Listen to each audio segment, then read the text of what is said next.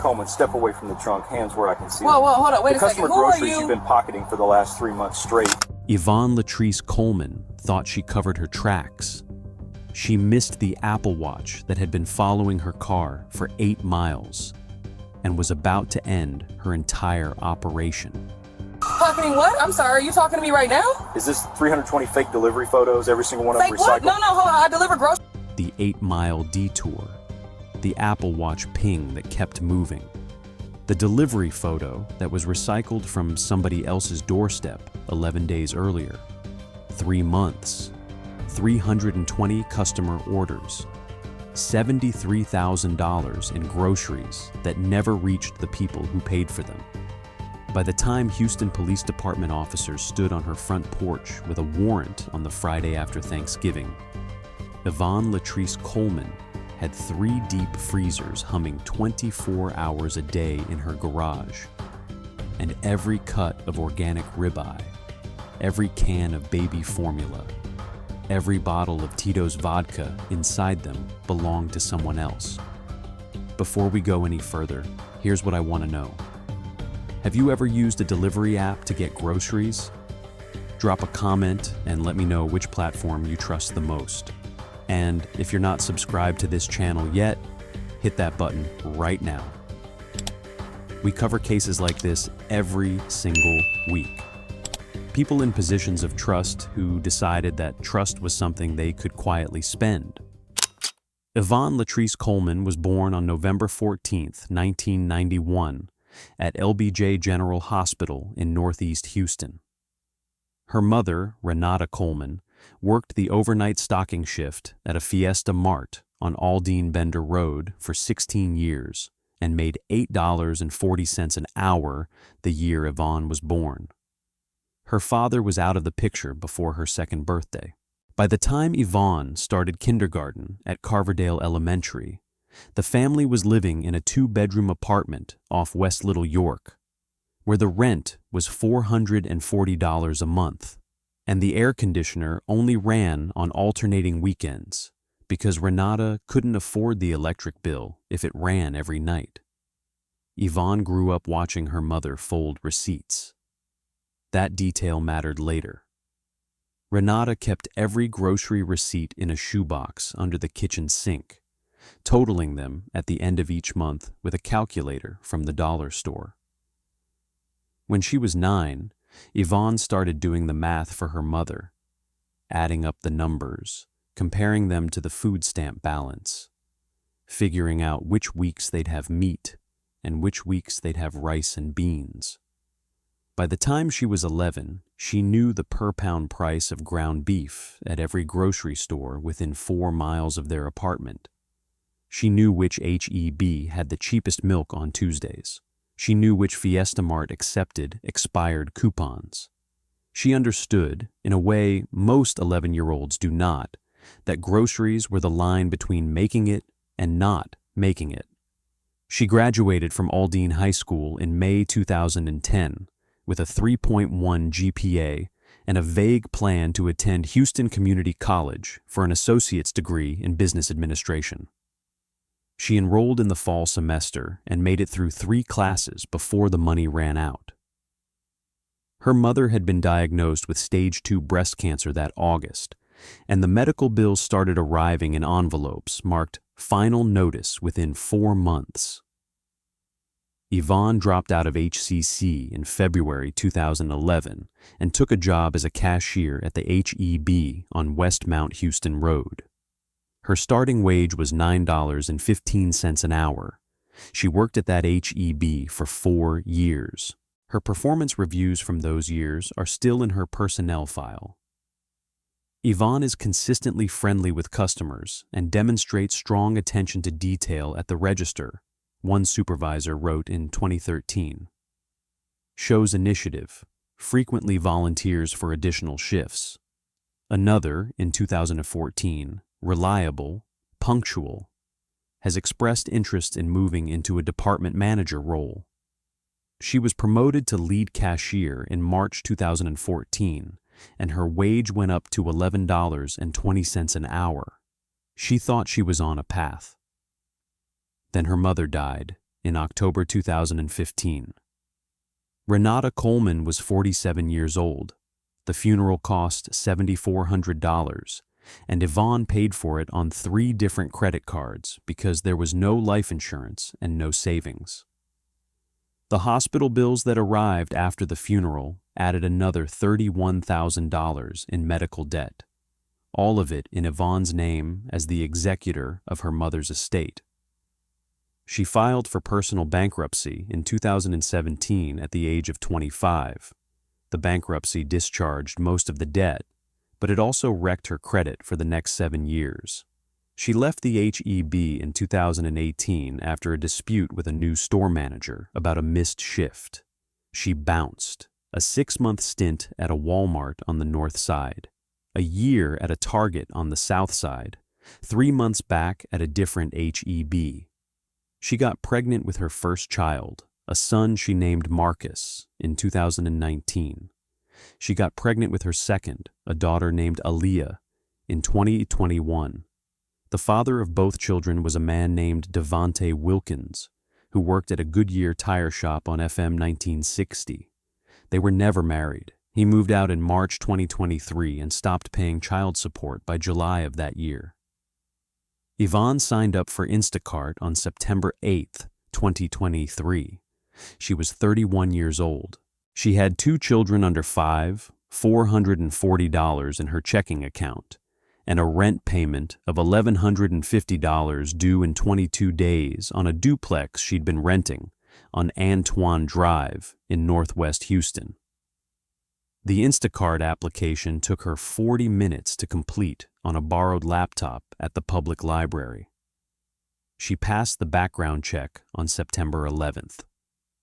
She did her first batch on September 14th, a $58 order from a Kroger to an apartment complex 2 miles from her duplex. The tip was $4. She drove home that night and counted out $23 in earnings for 90 minutes of work and thought to herself, this is going to be enough. For the first 10 months, she was a model shopper. Her Instacart rating averaged 4.92 out of 5 do Aero. Her on-time delivery rate was 97.4%. Customers left tip notes like, "Thank you so much. Ivonne picked out the best avocados." And Ivonne was so kind, she even messaged me when they were out of the brand I wanted. She did Instacart between school drop-offs and school pickups, plus a long evening run after the kids were in bed at her cousin Kenya's house across town. In her best week, she cleared $1,140 in net earnings. In her worst, she cleared $340. She started falling behind on rent in May 2024. Her landlord, a man named Hector Ramirez, who owned the duplex and 3 others on the same block, gave her until June 15th to catch up. She caught up by June 14th, just barely, by selling her mother's old wedding ring at a pawn shop on Antoine Drive for $380. In July, she fell behind again. In August, she fell behind again. And somewhere in there, somewhere between the 3rd late notice and the 2nd pawn shop visit, something inside her shifted. To understand what Ivonne Coleman did, you have to understand how Instacart actually works. The platform is not Uber. It is not DoorDash. Instacart's model gives the shopper a degree of financial access that no other major gig platform extends. And that access is the entire mechanism of what happened next. Here's how a normal Instacart order goes. A customer in Houston opens the app on her phone and builds a grocery list, 28 items from her local HEB. She checks out. Instacart charges her credit card the estimated total, plus a service fee, plus a tip. That money sits in Instacart's escrow. A shopper accepts the order in the Instacart shopper app and drives to the HEB. The shopper walks the aisles, picks the items off the shelves, and pushes the cart to the register. The shopper does not pay with her own money. She does not pay with the customer's credit card directly. She pays with an Instacart-issued debit card, a physical card mailed to her when she onboarded, that is linked in real time to the customer's funded order. The card declines if she tries to ring up items the customer didn't order. The card declines if the total exceeds a threshold Instacart has pre-authorized. But within those guardrails, the card simply works. She rings up. She loads the bags into her car. She drives to the delivery address. She unloads the bags at the customer's door, takes a photo of the bags on the doorstep as proof of delivery, and marks the order delivered in the app. The customer gets a push notification with the photo. The transaction closes. The shopper gets paid. Instacart, at the time Ivonne Coleman was operating, had approximately 600,000 active shoppers across the United States. Houston Metro alone had over 11,000. The platform processed an estimated 750,000 orders per day nationwide. The fraud detection systems that monitored those orders were sophisticated. Algorithms that watched for patterns of customer complaints, repeated incidents at the same delivery address, GPS routes that deviated significantly from expected paths, photos that appeared duplicated or manipulated. But the system had a gap: the delivery photo. Instacart's photo verification at the time relied on customer trust. The customer received the photo, and unless the customer complained, the system marked the order complete. If a shopper uploaded a photo of bags on a doorstep, the algorithm did not, by default, verify that the doorstep in the photo was the actual delivery address. It was a layer of trust the platform extended because, statistically, the overwhelming majority of shoppers were honest. Statistically. That gap, that one specific gap in a system built around hundreds of other guardrails, is the gap Ivonne Coleman walked through. She didn't hack the app. She didn't steal anyone's password. She didn't compromise a credit card. She used the platform exactly the way it was designed to be used, up until the very last step. And then, at the very last step, she lied. The first time she did it, it was an accident. That is what she told her cousin Kenya later, in a phone call that HPD would eventually subpoena from her cousin's call records. The first time, on August 17th, 2024, she had completed a Kroger order, $187 in groceries for a customer named Linda Okonkwo, who lived in an apartment complex off Westheimer Road. Ivonne had loaded the bags into her car. She had driven to Linda Okonkwo's apartment complex. She had pulled into the parking lot. And then her son had called her from her cousin's house, in tears, because he had cut his hand on a kitchen knife, and the cousin couldn't find the Band-Aids, and he was bleeding. Ivonne drove home. She didn't unload the groceries. She got to her cousin's house in 11 minutes, wrapped her son's hand in a clean dish towel, drove him to a Texas Children's urgent care, sat in the waiting room for 2 hours, and got him stitched up. By the time she got back to her own duplex, it was 9:30 at night. The Instacart bags were still in her car. She brought them inside and put the perishables in her refrigerator and figured she'd deal with it in the morning. Drive the bags back to Linda Okonkwo's apartment with an apology and an explanation. She didn't. In the morning, she opened the Instacart app and saw that the order was still marked in progress. She tapped delivered. She uploaded a photo of a doorway. Not Linda Okonkwo's doorway, but a doorway from a previous successful delivery. One she'd done 2 weeks earlier for a different customer in a different complex. She had taken the photo as standard procedure and never deleted it. She uploaded it. She tapped submit. She waited for the complaint. It didn't come. Linda Okonkwo, Ivonne later learned, was a flight attendant who had been in the air over the Atlantic Ocean when the delivery photo went through. By the time Linda got home from her layover 3 days later, she'd forgotten she'd even placed the order. The groceries, $187 worth of organic chicken, almond milk, sourdough bread, and produce, sat in Ivonne Coleman's refrigerator and pantry. 3 days became a week became 2, and no complaint came.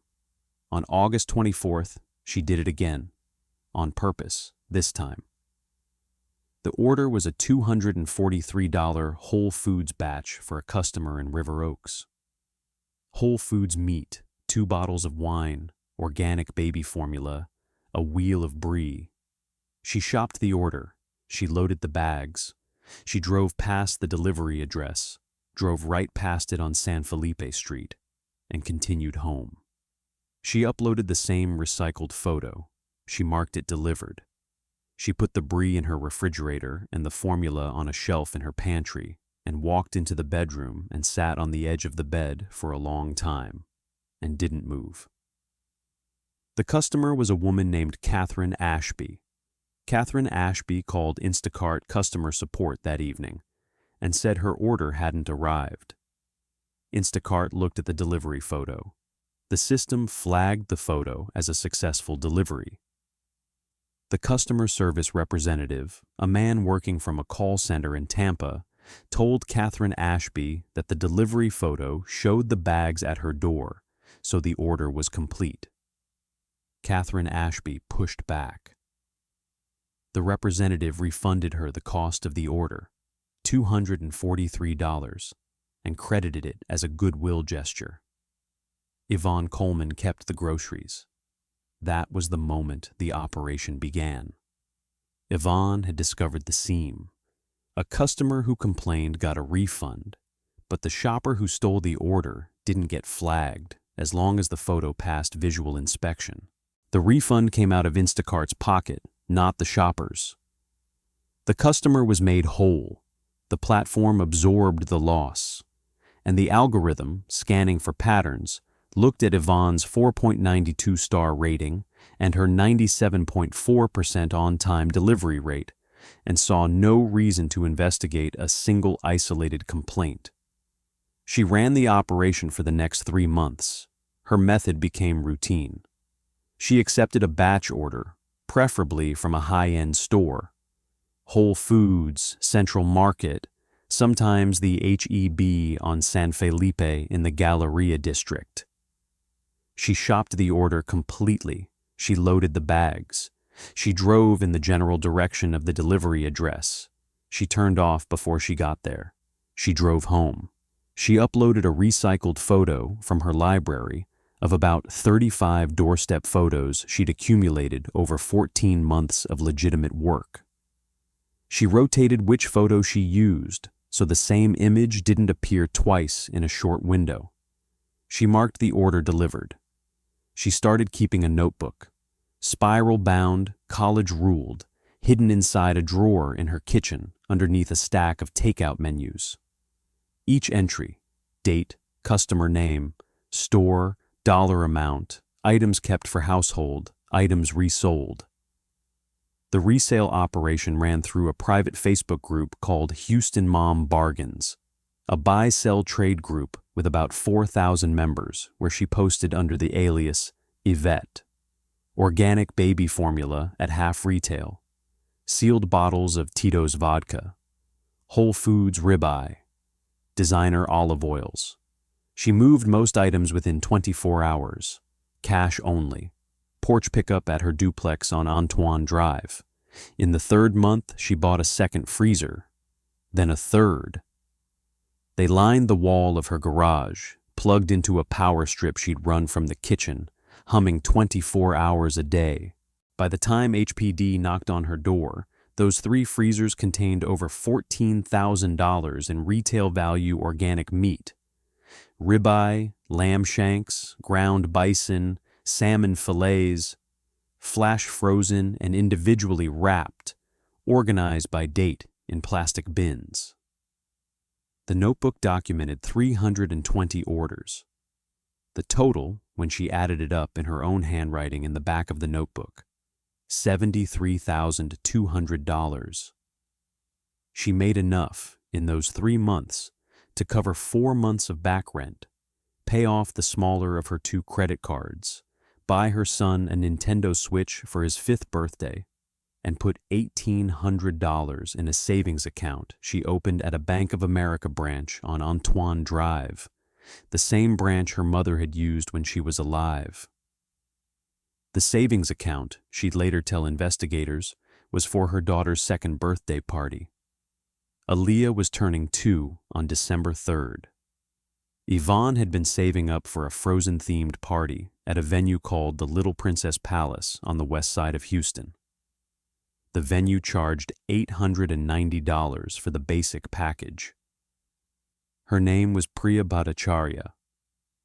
She was 26 years old, a software engineer at a tech firm in the energy corridor, and she had ordered $211 worth of groceries from a Whole Foods on November 16, 2024, to be delivered to her 1-bedroom apartment at the Camden Vanderbilt complex on Yorktown Street.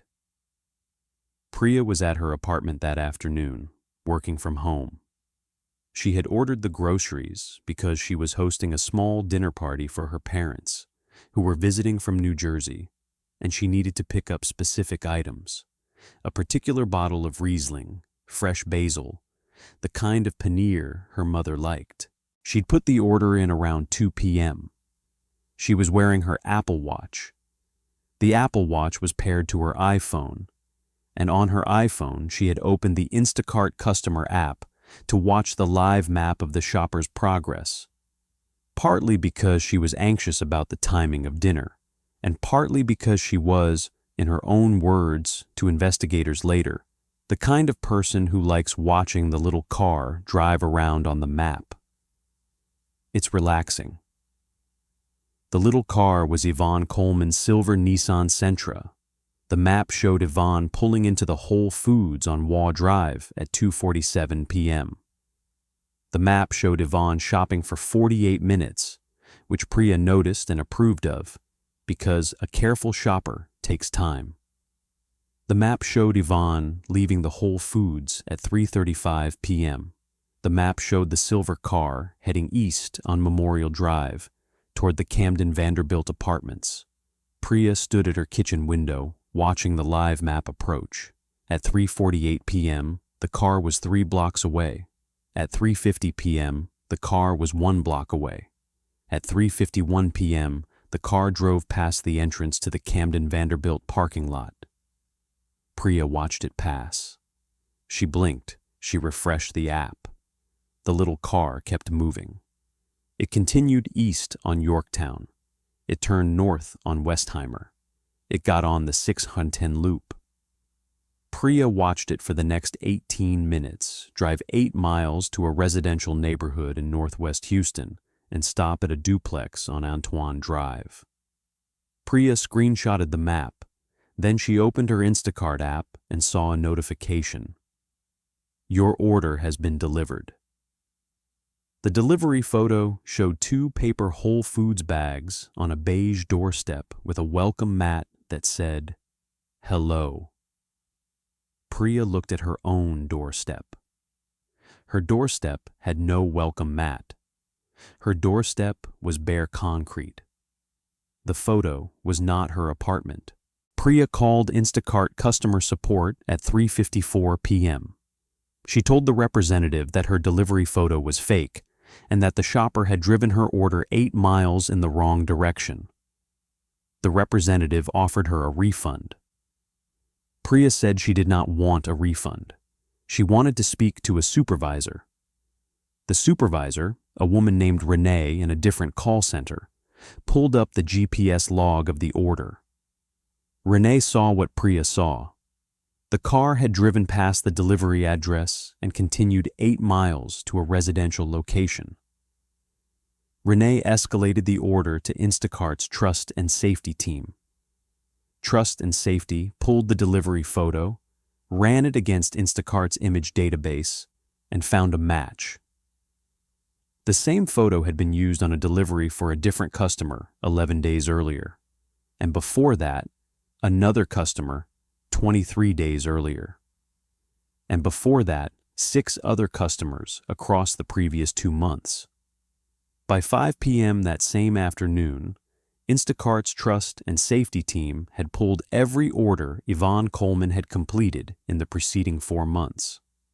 The pattern was unmistakable. Of her last 320 completed orders, more than half had been delivered using one of approximately 35 rotating doorstep photos, all of them pulled from her earlier legitimate deliveries. The GPS data showed that in nearly every flagged order, her car had passed the delivery address by between 3 and 10 miles before stopping at her own residence on Antoine Drive. Instacart did 2 things that night. First, they deactivated Ivonne Coleman's shopper account at 7:14 p.m., locking her out of the app permanently and freezing her pending earnings of $342. Second, they contacted the Houston Police Department's Financial Crimes Division and provided a complete data dump. The GPS logs, the photo metadata, the order histories, the customer complaint logs, and Ivonne Coleman's name, address, driver's license number, social security number, and bank account information. By the next morning, Detective Sergeant Marcus Holloway of HPD's Financial Crimes Division was sitting at his desk reading a 62-page packet of evidence. He had been a financial crimes investigator for 19 years. He had never seen a gig platform fraud case this clean. Every transaction was time-stamped. Every GPS coordinate was logged. Every doorstep photo was hash-matched to a database. The customer who'd reported the theft had screenshots of the live map. The math was simple. He picked up the phone and called the Harris County District Attorney's office. The investigation took 11 days.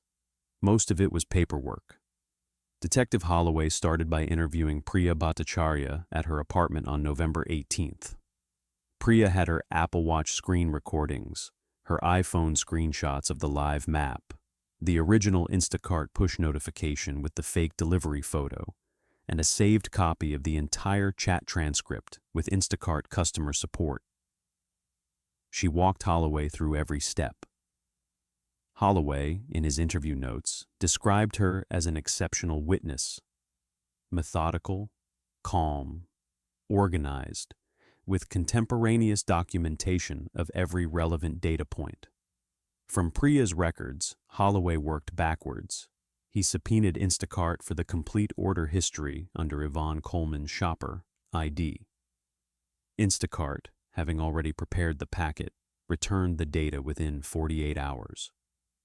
The data covered 14 months of activity. The first 10 months, September 2023 through July 2024, showed an unblemished record. Starting on August 17, 2024, the pattern began. Starting in late August, it accelerated. Stories like this one don't get the attention they deserve because the dollar amount sounds small to people who don't depend on $187 of groceries to get through the week. If you want to see more accountability coverage of cases the mainstream news ignores, subscribe and hit the notification bell. We post a new case every week. Holloway pulled the Facebook records for the Houston Mom Bargains group. The account under the alias Yvette, verified to Ivonne Coleman's IP address and phone number, had made 247 separate posts over the 3-month period offering grocery items for cash. 41 of those posts specifically advertised sealed organic baby formula, Similac and Enfamil, multiple cans available. 22 advertised Whole Foods organic meat, ribeye, lamb, salmon, all flash frozen. Most of the posts had comment threads with buyers asking questions, agreeing on prices, and arranging pickup times. Holloway captured screenshots of all of them. The cumulative resale revenue, tallied from the Facebook posts alone, came to approximately $19,400 in cash. He pulled her bank records. The Bank of America account she'd opened in September showed $1,847 in deposits, most of them in cash, deposited in increments under $500 to avoid currency transaction reports. The account also showed $890 transferred out to a venue called the Little Princess Palace on November 8th. The reservation under that transfer was for a 2-year-old's birthday party scheduled for December 3rd. He interviewed 3 of the Facebook buyers. None of them had known the items were stolen. 2 of them, when shown the evidence, voluntarily turned over their remaining unopened cans of baby formula. One of those buyers, a single mother named Brenda Acosta, who lived in Pasadena, started crying during the interview because she had been buying the discounted formula for her newborn for the past 6 weeks and felt sick at the thought of where it had come from. Holloway interviewed 7 of Ivonne's defrauded customers. He called Catherine Ashby, the woman in River Oaks who had been the second victim back in August. She remembered the order. She remembered being told her photo was a valid delivery. She remembered being annoyed at the time and then forgetting about it because $243 was, to her, not enough money to fight over. He interviewed a customer named Robert Yee, a retired engineer who lived in a townhouse in the Galleria. Yee had ordered $312 of groceries for his wife, who had recently been diagnosed with pancreatic cancer and was on a restricted diet. The order had included specific organic produce, low-sodium chicken broth, and a particular brand of protein supplement his wife's oncologist had recommended. The order never arrived. Yee had called Instacart, gotten a refund, and then driven to the Whole Foods himself in the rain because his wife needed the food that night. He told Holloway he was not angry about the money. He was angry about the time. His wife had 4 to 6 months to live, and someone had stolen an hour of it. The smoking gun, ultimately, was Priya Bhattacharya's Apple Watch. The watch's screen recording, 18 minutes of GPS tracking showing the silver Nissan Sentra drive past her apartment complex and continue 8 miles to a residential address, was time-stamped, location verified, and corroborated by Instacart's own GPS logs. The HPD warrant application listed it as Exhibit A. Detective Holloway submitted the warrant application on November 27th. A Harris County district judge signed it the following morning. The arrest was scheduled for November 29th. It was a Friday, the day after Thanksgiving. Black Friday morning, 7:42 a.m. Ivonne Coleman was in her kitchen making pancakes for her son, who had a half day of pre-K and wanted blueberry pancakes for breakfast. She was wearing the same gray hoodie she always wore in the morning. She had her hair tied back in a satin scarf. Her daughter was in a high chair at the kitchen table eating Cheerios with her hands. The TV in the living room was playing Paw Patrol on a low volume. The knock at the door came at 7:43. 3 knocks. Firm. Police issue. Ivonne walked to the front door, still holding the spatula. She looked through the peephole. She saw Detective Sergeant Marcus Holloway in a sport coat, 2 HPD uniformed officers behind him, and a marked patrol unit parked at the curb. She set the spatula on the small table by the door. She did not open the door right away. "Ms. Coleman, this is Detective Holloway with the Houston Police Department. We have a warrant for your arrest. Please open the door." She opened the door. "Ms. Coleman, do you understand why we're here?" "I think I do. We have a warrant for your arrest on charges of theft over $30,000, aggravated theft scheme, and identity fraud. We also have a search warrant for this residence. We need you to step outside and put your hands on the wall. My kids are in the house. We're aware. Child Protective Services has been notified, and they are on their way." Is there a family member we can call to take custody of the children in the meantime? My cousin, Kenya. She lives off Aldine Westfield. What's her number? Ivonne recited the number. One of the uniformed officers wrote it down and stepped away to make the call. Holloway looked at Ivonne. Ivonne looked at Holloway. How much did you actually take? It was around $73,000 in retail value. How long? 3 months. A little over 3 months. Why? Ivonne did not answer that question right away.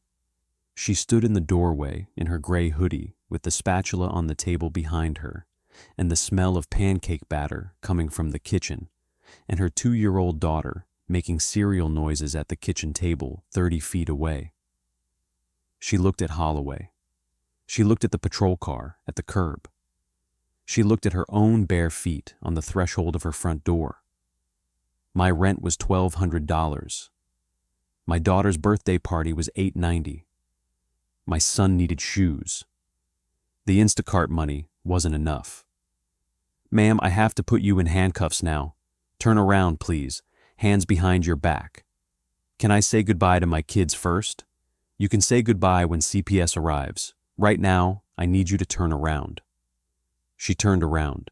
She put her hands behind her back. Holloway clicked the cuffs on. The patrol officers moved into the house to begin the search. The first thing they found, before anything else, before the freezers in the garage, before the notebook in the kitchen drawer, before the Instacart card in her wallet, was a half-eaten plate of blueberry pancakes on the kitchen counter and a 2-year-old in a high chair calling out, "Mama!" Ivonne Coleman did not say another word to Detective Holloway until her attorney arrived at the police station 4 hours later. The search of the duplex took 6 hours. The inventory list ran to 11 pages. In the garage, 3 Frigidaire chest freezers plugged into a power strip containing $14,300 in retail value organic and Whole Foods meat.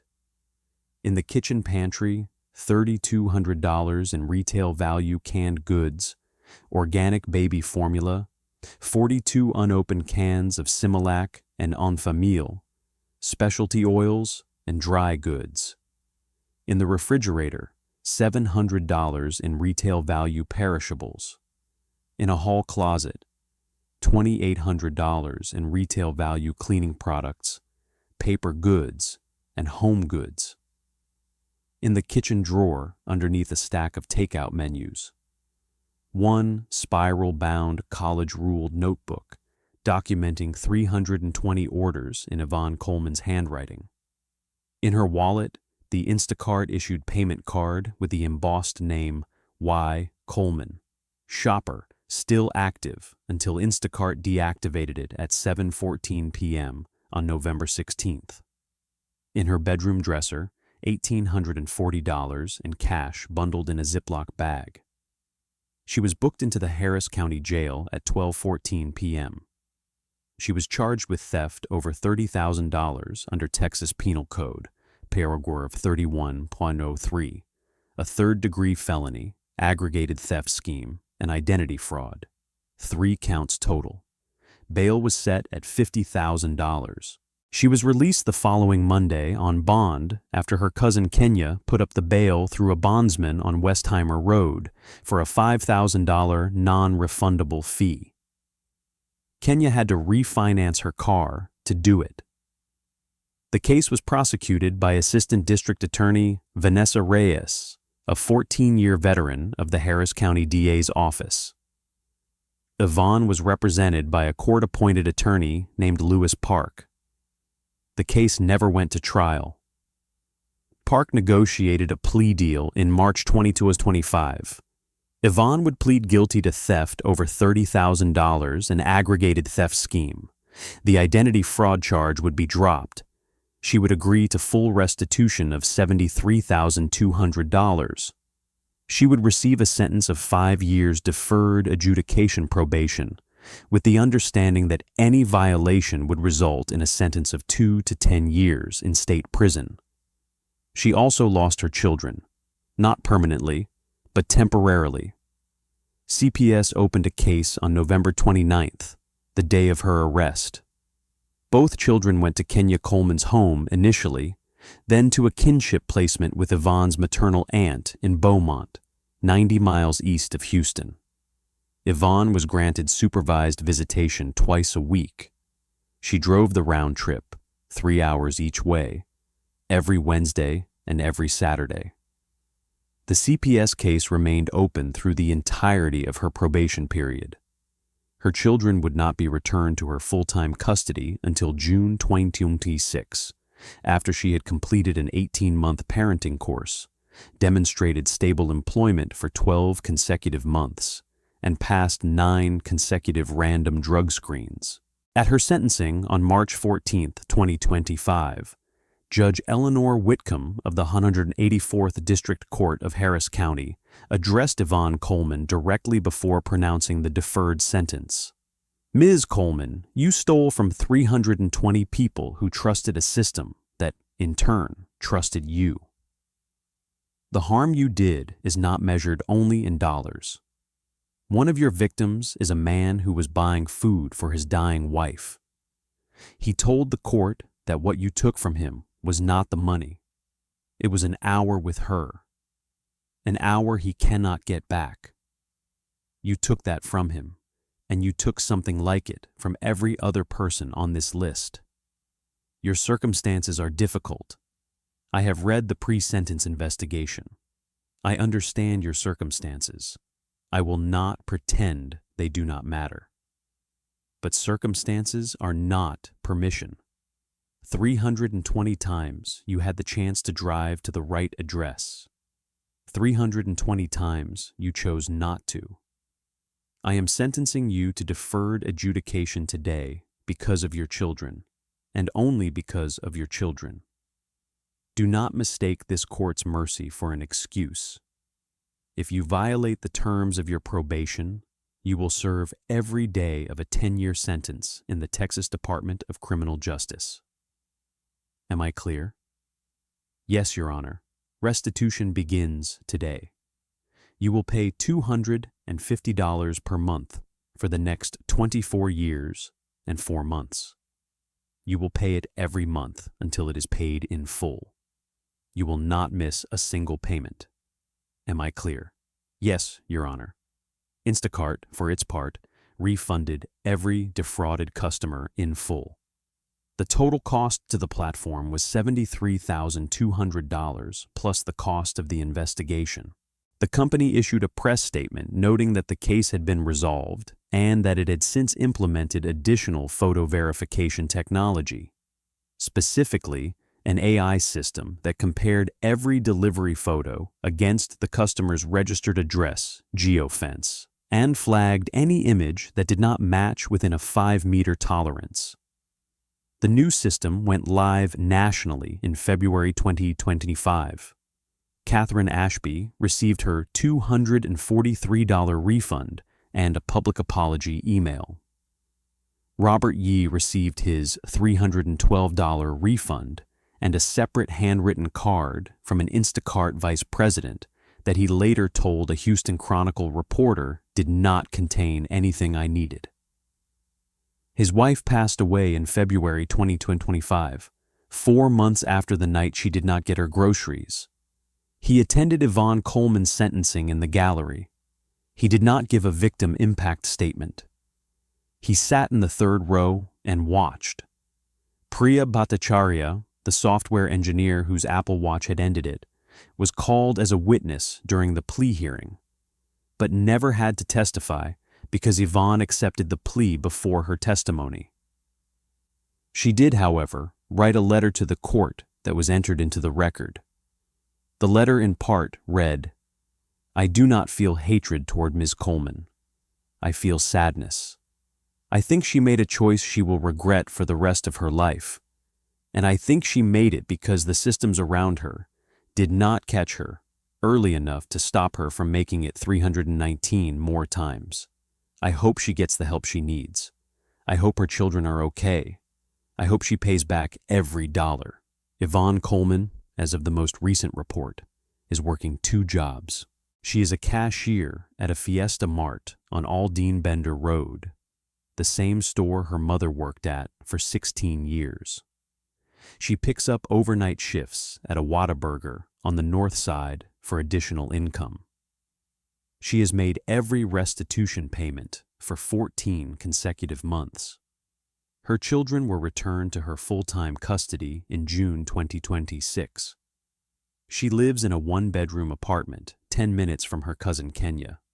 She does not have a driver's license. It was suspended as part of her probation conditions and will not be reinstated until her restitution is paid in full. She takes the bus to work. The 3 freezers from her garage were seized by HPD and disposed of as evidence. The groceries inside them were donated by court order to the Houston Food Bank, which distributed them to families across Harris County in the weeks before Christmas 2024.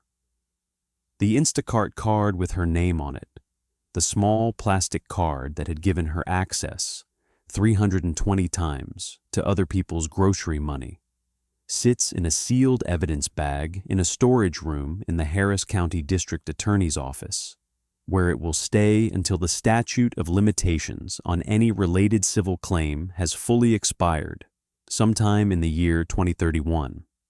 This case was small. In dollar terms, it was the kind of fraud that does not make national news. But the case on the right-hand side of your screen right now, that one made it all the way to the front page. Click it. You will not believe how this one ends.